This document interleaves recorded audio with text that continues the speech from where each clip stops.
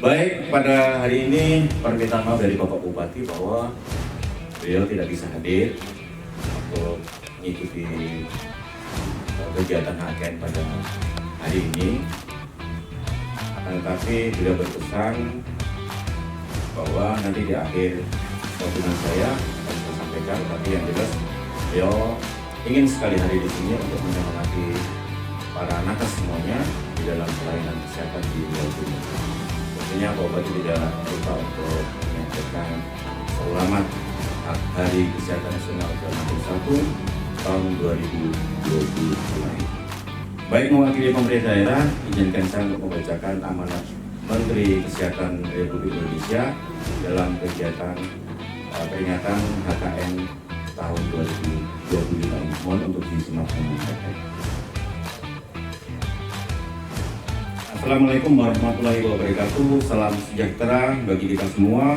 Om Swastiastu, Namo Buddhaya, salam kebajikan. Yang saya hormati segenap pimpinan dan seluruh insan kesehatan, para undangan serta hadirin yang berbahagia.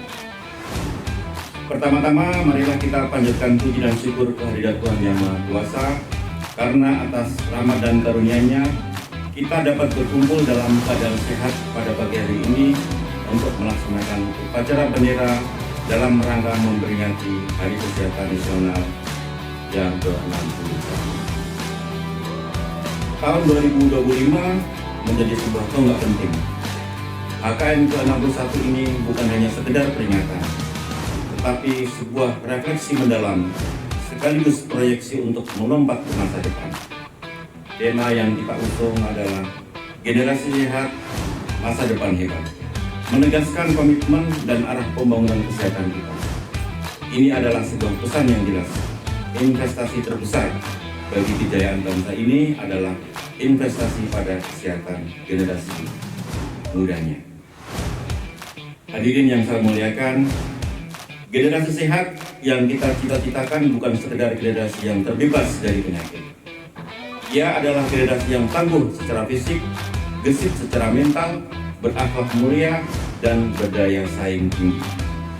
Mereka adalah anak-anak yang terlahir dari ibu-ibu yang sehat, tumbuh dengan gizi yang optimal, terlindungi dari stunting, dan mendapatkan imunisasi yang benar. Mereka adalah remaja yang berpengetahuan, terhindar dari risiko kurang gizi, kelebihan gizi, dan kekurangan mikronutrien, serta penyalahgunaan narkoba. Mereka adalah calon-calon pemimpin masa depan yang siap menyongsong Indonesia Emas 2045. Namun, cita-cita mulia ini tidak akan terwujud dengan sendirinya. Tantangan yang kita hadapi semakin kompleks, mulai dari transisi epidemiologi, ancaman penyakit menular dan tidak menular, dampak perubahan iklim terhadap kesehatan, hingga pesatnya perkembangan teknologi yang membawa dua sisi mata uang, peluang dan tantangan. Oleh karena itu, pada momentum HKN ke-61 ini, saya ingin menegaskan beberapa hal yang merupakan kunci utama. Pertama, penguatan fondasi kesehatan sejak dini.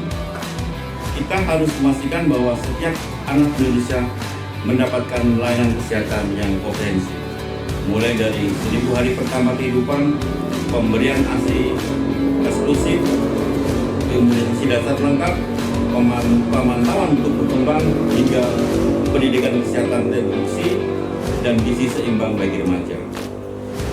Pencegahan stunting tetap menjadi prioritas nasional yang tidak dapat ditawar-tawar lagi. Kedua, transformasi layanan kesehatan primer. Puskesmas dan fasilitas kesehatan tingkat pertama lainnya harus menjadi ujung tombak yang kuat, proaktif, dan dekat dengan masyarakat.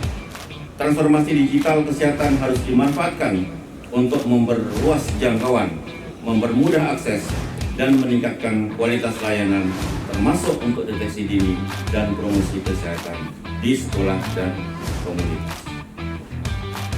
Ketiga, revolusi mental dan perilaku hidup bersih dan sehat. Kesehatan adalah tanggung jawab bersama, dimulai dari diri sendiri dan keluarga. Mari kita jadikan PHBS sebagai gaya hidup dan norma sosial baru, mulai dari konsumsi gizi yang seimbang, aktivitas fisik yang rutin, mengelola stres, hingga menjaga kebersihan lingkungan. Gerakan masyarakat sehat harus kita hidupkan dan lakukan di setiap lini. Keempat, sinergi seluruh pihak. Pemerintah tidak bisa bekerja sendiri. Saya mengajak seluruh jajaran pemerintah daerah, dunia usaha, organisasi masyarakat, lembaga swadaya masyarakat, akademisi, media massa, dan tentu saja keluarga untuk bersinergi. Kolaborasi multi pihak inilah yang akan mempercepat terwujudnya generasi sehat Indonesia. Kelima, penguatan ketahanan sistem kesehatan. Kita harus terus memperkuat ketahanan sistem kesehatan nasional, termasuk tenaga kesehatan, farmasi, alat kesehatan, dan pembiayaan kesehatan, agar siap menghadapi segala bentuk guncangan dan tantangan di masa depan. Insan kesehatan yang saya banggakan, kita semua adalah garda terdepan dalam mewujudkan masa depan hebat.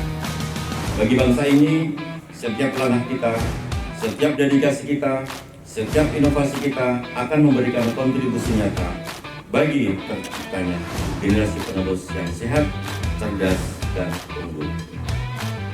Mari, pada HKM ke-61 ini, kita jadikan sebagai momentum untuk memperbaharui semangat dan komitmen kita. Teruslah berkaya dengan hati, melayani dengan penuh kasih sayang, dan mengabdi untuk negeri. Akhir kata, dengan memohon rahmat Tuhan Yang Maha Kuasa, selamat memperingati Hari Kesehatan Nasional ke-61 tahun 2025. Generasi sehat, masa depan hebat. Indonesia tangguh, Indonesia tumbuh. Assalamualaikum warahmatullahi wabarakatuh. Salam sejahtera bagi kita semua. Jakarta, 12 November 2025. Menteri Kesehatan Republik Indonesia Budi Gunadi Sadikin. Selesai. Baik, Bapak Ibu sekalian, insan yang kami banggakan,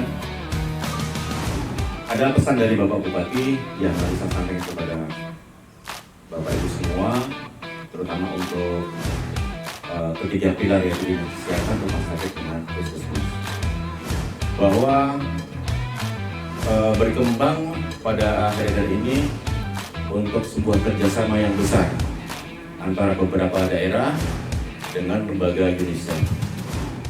Tidak terkecuali Kabupaten Yatimnya, sudah ada jaringan kerjasama dengan pihak UNICEF. Di bidang apa?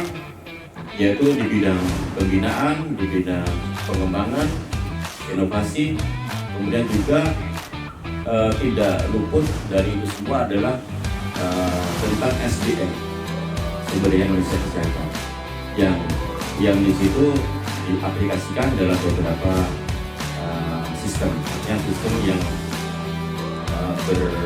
atau sistem di bidang pembangunan kesehatan. Tadi disampaikan bahwa ada beberapa aplikasi yang harus kita pedomani dan harus kita fokus bersama-sama adalah aplikasi yang ada di setiap vaskes yang harus diinput, harus dilaporkan, harus by name by address, yang jelas datanya harus jelas dan lengkap dan bisa valid. Antara lain beberapa kasus yaitu malaria, TB, ataupun HIV/AIDS dan sebagainya. Jadi yang pertama, pesan dari Bupati, tolong SDM di setiap poskes, di dinas juga harus fokus pada kerjasama dari kita dengan UNICEF.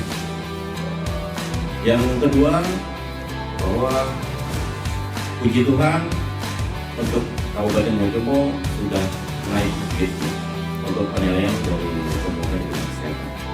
Dari warna merah menjadi warna kuning, sudah berubah. Tepuk tangan untuk kita semua. Artinya apa? Upaya kita, kerjasama kita selama ini, itulah yang membuat grade kita atau penilaian kita semakin bagus. Sedikit lagi, ketika warna kuning sudah sama-sama, kita akan optimis berubah menjadi warna hijau. Karena itu, mari kita semangati momentum ini dengan terus bekerjasama, berkoordinasi dengan masing-masing pilar dinas kesehatan sebagai leading sektor, rumah sakit sebagai fungsi kuratif dan rehabilitatif, kemudian puskesmas sebagai ujung tombak dari pelayanan kesehatan kepada masyarakat secara berdasar atau secara umum. Yang berikutnya, saya ulangi lagi bahwa Pak Bupati menyampaikan selamat Hari Kesehatan Nasional ke-61 tahun 2025. Kita harus tetap semangat, harus melayani dengan hati.